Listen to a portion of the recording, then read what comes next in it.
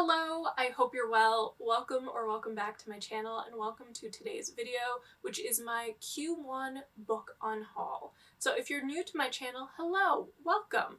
But I do these videos every quarter. It is basically something that I adapted from the capsule wardrobe that I've been keeping and practicing for a few years now. I think it's 3 or 4 years actually, because it was a bit before the pandemic that I started doing this. But essentially with the capsule wardrobe, every season I go through and get rid of things that I no longer wear, that don't fit me the way I like, that my tastes have changed regarding, and just give my closet a breather. So I figured that was something that I could very easily apply to my book collection. And so that's what I'm going to do today, talk about the stack of books that I will be donating to a secondhand bookshop in my town, where all the proceeds actually go to funding the public library here. So why don't we dive right in? The first book that I am going to be unhauling is The Cellist of Sarajevo by Stephen Galloway, which is about the Bosnian War in the early 1990s. The entire premise of the book is that there is a shelling that ends up killing a number of civilians, I believe it's 20, who are standing on a bread line, and so there is this cellist who goes into the street and begins playing to honor these dead Bosnians, and the book follows the sniper that is protecting the cellist and a few other individuals from what I recall, and it was just really interesting and one of those books that I consider historical fiction, but not everyone does, but it was a really enjoyable read. The reason I'm unhauling it is just because I don't see myself rereading it as much as I did enjoy it. I think I gave it 4 stars, so I figured that I would pass this along to someone else who might be interested. Next, we have Still Life with Meredith by Anne Lewinson, which is a very weird, like really weird novella that I read last year, and I gave it 5 stars. I really loved it. It was a sort of weird that I could get behind, but I just honestly don't see myself rereading it anytime soon. This is definitely the sort of book that is going to be very divisive, but it is about this young woman who is literally waiting for her roommate to reappear, and over the course of her waiting, she is musing on like Dutch masters and the psychoanalyst Marie Bonaparte and sex and just various odd things that come to mind. So fun if you're in the sort of mood for it, but I think you do need to actually be in the right mood for this book. The next book is Inheritors by Asako Serizawa, which is the closest thing I have found to homegoing that I've read recently, where it's a family saga spanning, I want to say, 100 to 150 years, and they're all interconnected stories from this family, and the family members, I think it's 5 generations, span like Asia and the United States, and it's grappling with war and occupation and imperialism and how that impacts the members of this family. I really enjoyed it. I marked up, as you can see, and flagged various sections. I do remember, though, that the ending got a little weird and futuristic for my taste, but I otherwise enjoyed the book, and so I would recommend it. It's just, again, I don't see myself rereading it, so I'm going to rehome it. Someone will find it and love it, I'm sure. The next book is a book that I probably should have unhauled years ago, but I am like emotionally attached to it. It's kind of like a security blanket and I need to be better. But the book is The Botticelli Secret by Marina Fiorato, which I read, I want to say, a decade ago when I was actually on a trip to Oklahoma to see a friend. It's one of those historical fictions that you can't take too seriously. You just kind of have to have fun with it And I certainly did. This was also during a time where I was very into reading Italian Renaissance historical fiction. But the main character poses for Botticelli's La Primavera, and she steals the painting, and then people are out to kill her. And I believe she is a prostitute or something of the sort, and ends up like teaming up with a novice from a monastery. And so it's the like most unlikely duo in this like art heist a la Italian Renaissance. It was just a lot of fun, but I have never once reread it. I've just hung onto this book for like sentimental reasons, but I think that it's time I pass it on. The next book I'm unhauling, because it was an oops, for my birthday. So somehow I inadvertently ordered 2 copies of The Pursuit of Love by Nancy Mitford, so I am unhauling the extra copy because why do I need to? I don't. But I was really interested in reading this because I have yet to read anything by Nancy Mitford, but I've always been fascinated by the Mitford sisters. And also there is, I want to say it's on Amazon Prime, The Pursuit of Love has been turned into like a limited series or something of the sort. And I wanted to read this before I watched it. It's about these young women who are in pursuit of like the perfect lover.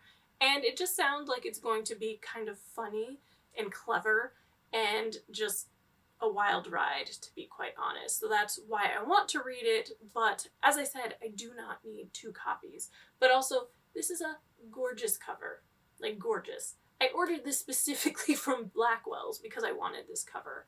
The UK just does covers better. Like, they just do. Anywho, moving right along. The next book is a book I'm unhauling because it has just been sitting on my physical TBR for years. And I've never put it on a TBR, I've never picked it up to read. It just sits there because it looks pretty. And I'm trying to not do that. The book is The Familiars by Stacey Halls, which I believe is about a witch trial in Lancaster, England, or a witch hunt in Lancaster, England in the 17th century. And it sounds interesting to me, but it hasn't been interesting enough for me to pick it up. And I think, honestly, it has survived all of these unhauls that I've done because it is a really pretty cover with a fox on it. I love foxes. We have them in my neighborhood, and it always makes me so happy when I see the little babies, which I believe are called kits, and the mommy and daddy. Like, I just love foxes. I'm slightly obsessed. But that is not a good enough reason to keep a book. I do realize that. So that is why this will find a new home, like all the other books. Okay, so this book is a book that I put on my winter TBR. And I told myself that if I didn't read it by March, that I would unhaul it, because odds are it would not happen. It's a book that has been on my TBR forever. And the book is Winter Garden by Kristen Hanna, which at this point, this is the last Kristen Hanna book I think I have in my book collection to unhaul. I've unhauled 2 or 3 others that I bought over the years and never read. And honestly, I just think that maybe the hype around Kristen Hanna makes me a little skittish with the book choice. And of the books, honestly, this was the one that I thought I might get along most with because it's set in Russia, and I love books set in Russia. But again, this is a book that's just been sitting on my shelf, and for whatever reason, I have never really been compelled to read it. And even with the books that I've read thus far this year, it never like resurfaced on a TBR. So I do think, unfortunately, I am going to miss the party when it comes to Kristen Hanna, but hopefully someone else will enjoy it. And I'm also going to be unhauling The Witches of New York by Amy McKay, which I was going through a phase And probably that was when I bought the Stacey Hall's book, The Familiars, as well. Like, I was picking up all sorts of books on witches and witchcraft because I was just, as I said, phase.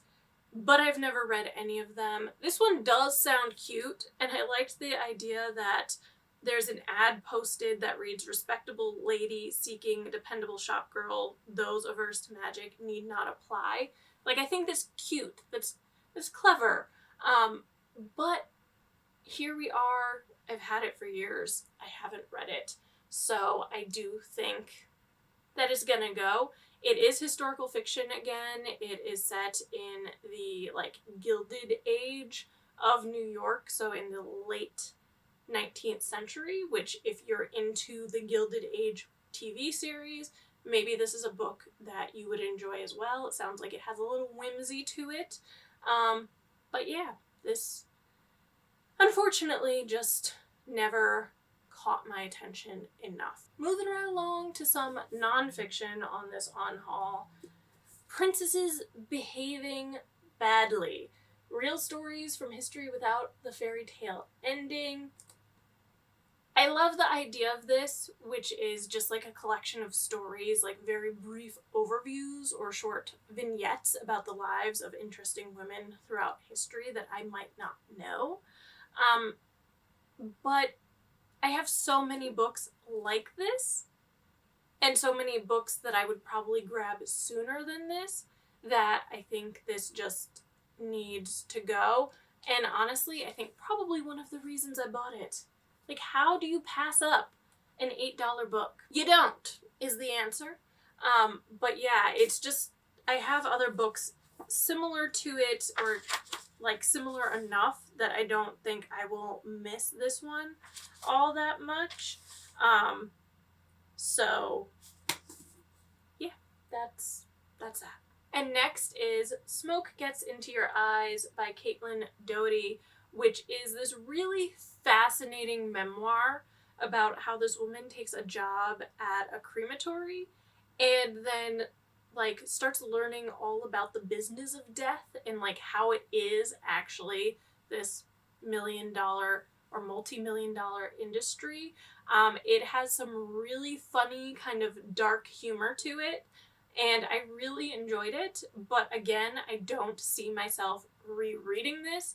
Actually, the author has at least one other book out there, so I feel like if I wanted more of that kind of wit and, like, dark sense of humor that she has, I would probably read her other book. But this was really enjoyable. I've seen it talked about on some other channels. Everyone that I've heard talk about it has really enjoyed it, so I would recommend it. It does, to me, feel like an autumnal book that you read around Halloween, but you could read it any time. So yeah. Next, we have what is the last surviving graphic biography in my collection, The Three Escapes of Hannah Arendt by Ken Krimstein, and it's this biography on Hannah Arendt, who is a fascinating figure. And this was really, to be honest, the first time that I was wowed by anything that was in this sort of graphic novel-esque style. I really, really enjoyed it. But again, it's not a book that I see myself rereading. If I want to learn more about Hannah Arendt, then I would probably pick up a more traditional biography and read that instead. But I really had a lot of fun with this. This is the book that made me start exploring more sort of graphic nonfictions and graphic biographies, so I owe a lot to this book. It's just, someone else will really enjoy this. Next is a book that I would honestly classify as a DNF for me, which doesn't happen all that often. But it's Blitz, Drugs in the Third Reich by Norman Aller. And this is a book that I've tried to read in its physical format, which you see in my hand, and I didn't get very far. I got like maybe 10 pages in, and I thought, maybe I'm just not in the mood for this. And so I put it down. But then I picked it up again, but as an audiobook. And I want to say I got like 20-25% in. And I was just like, I don't think I really enjoy this. And I was like, maybe it's the audiobook format, maybe it's the narrator. And honestly, if both the audiobook and the physical book made me like pause and then I just stopped reading it, odds are this is not a book for me. I think it is a really interesting topic. It's all about methamphetamine use within the Third Reich with soldiers and sort of this industry of drugs that built up in Germany at the time. And I don't know. Something about the book that I can't put my finger on just didn't work for me. There is, I believe, a documentary by the same name, which I have watched, and I actually thought that was fascinating. But I feel like if I wanted to explore that more, I would probably rewatch the documentary rather than pick up this book at this point. So that's kind of how I'm feeling, unfortunately. The cover is really trippy, so if you think it's your eyes playing tricks on you, no, it is very hard to look at this cover. Next is a book that I only read in February, and it is A Girl is a Body of Water by Jennifer Nansabuga Makumbi, and I talk a ton about this in my February wrap-up, and I really enjoyed it. This was, I think, 4.5 stars. It was very nearly 5 stars for me. It is about this young girl and this kind of coming-of-age story of hers in Uganda that is woven into the fabric of Ugandan folklore and this family saga with also these kind of feminist, like, leanings to the entire story. She is this girl that thinks that she has like 2 selves, and this old blind witch tells her, no, you have this gift of the first woman, which is this like spirit thing that most women have lost. And so this is a really fascinating coming of age story where this young girl like goes to boarding school and kind of comes into her own sexually and grows into this young woman and has these relationships with these female figures in her life, and how all of those figures fit into Ugandan society over the course of many years, because some of the story, a very small part, is actually told from kind of the POV of the girl's grandmother, Kirabu's grandmother, when she was a young girl herself. So it was just really, really interesting. I loved the folklore element here. That was truly, truly fascinating to me, and so I would recommend it. It is a bit of a chunky book, but I feel like it was beautifully done, so it didn't feel like it took a long time to read, which is something when you're a book that is over 500 pages, so it is technically a tome. Next, we have In the Heart of the Sea by Nathaniel Philbrick, which is this nonfiction about the whale ship Essex, which ends up getting shipwrecked. It's hit by a sperm whale, and this is the story that inspired Moby Dick. And because of a bunch of stupid decisions by those in charge, the men end up adrift for a very, very long period of time and end up resorting to cannibalism in order to survive. So this is not going to be a book for everyone if cannibalism is a trigger for you. I thought the story itself was interesting, but there was something, I want to say, that was just missing for me. I listened to it as an audiobook, which might be part of the reason too. Sometimes I don't get along with every audiobook or its narrator, but it's just not a book that I enjoyed enough to see myself rereading it. The next book is one that I'm kind of a little sad to get rid of, but there's another book by this author that I love, and this one just didn't rise to the occasion. So I'm going to be getting rid of Mr. Flood's Last Resort by Jess Kidd. I loved Things in Jars. I think several of my subscribers have read Things in Jars because of how much I talked about it and how much I loved it. Unfortunately, there was just something lacking here. The story is interesting. It's about this caregiver, Maud, who ends up having to tend to this curmudgeon of a widower who lives in this decrepit mansion with a bunch of feral cats and a fox, and they basically join forces against his son, who is trying to like send him off to a home. And it was very cute. It had a lot of the charm that I think Things in Jars had, as far as kind of being a little weird and having like a funny cast of characters that are really, really unique, and all of that. A little whimsical, as it were. But I do think that maybe in this case, Jess Kidd was taking on a little bit too much. There were a lot of elements here, and I feel like it needed to be pared down a little bit, because there were times that I felt a little bit lost in the narrative overall. So yeah, I enjoyed it, but if I were going to reread a Jess Kidd book, it would be Things in Jars, not this one. So it's gonna go, but it does have a cute little fox here, so you see clearly I have a thing for foxes. Fox number 2 in this video.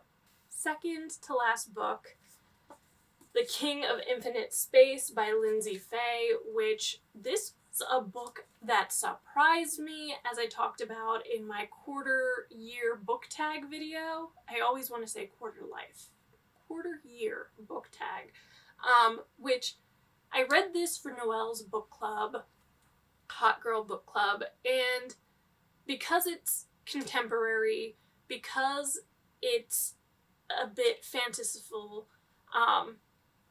because it's contemporary, because there's a little bit of a fantasy element, I really did not think that I would get along with it, but I stood corrected. I had a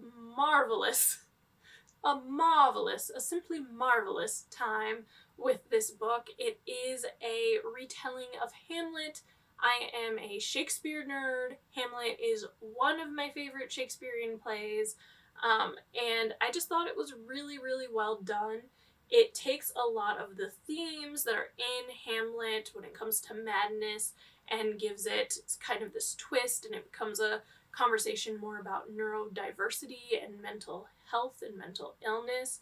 And it just has some interesting approaches to things overall. The way that it wove in characters from other Shakespearean plays, the way that it had an LGBTQ plus storyline, the 3 POVs that all felt unique but cohesive.